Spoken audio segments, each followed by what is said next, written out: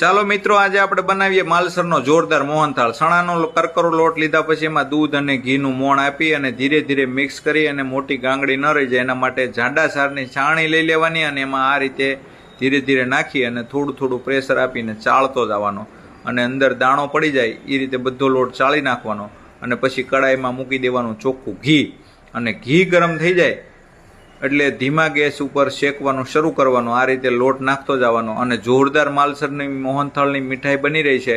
તમારે કોઈને લેવી હોય તો પાછી સુરતની અંદર ડિસ્પ્લે ઉપર નામ નંબર ને એડ્રેસ આપેલું છે। રીલ્સને વધુમાં વધુ શેર કરજો અને કુરિયરના માધ્યમથી ગુજરાતની અંદર પણ જઈ રહ્યો છે એટલે અન્ય જગ્યાએ જોનારા લોકોને પણ મંગાવી શકે છે। પછી આ રીતે લોટને ધીરે ધીરે શેકતો જવાનો, શેકાઈ જાય એટલે પછી આવી રીતે દૂધ નાખવાનું। દૂધ નાખો એટલે લોટ એકદમ ફૂલી જાય છે અને બકડિયું તમને એમ લાગે છલકાઈ જશે કડાઈ।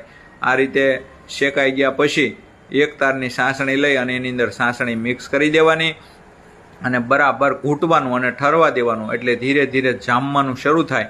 તમને એમ લાગે કે હવે જામવાનું શરૂ થઈ ગયું છે અને ઘી દેખાતું બંધ થઈ જાય એટલે આવી રીતે ચોકીમાં ઢાળીને નાના નાના પીસ પાડી દેવાના અને રીલ્સને વધુમાં વધુ શેર કરજો। માલસરનો મોહનથાળ જો આ રીતે બને છે અને પછી ખાવ એટલે તમને દાદીમાની યાદ આવી જાય એવો જોરદાર મોહનથાળ બને છે, સ્વાદિષ્ટ અને મીઠો મધુરો અને મોઢામાં મૂકો એટલે પાણી પાણી થઈ જાય।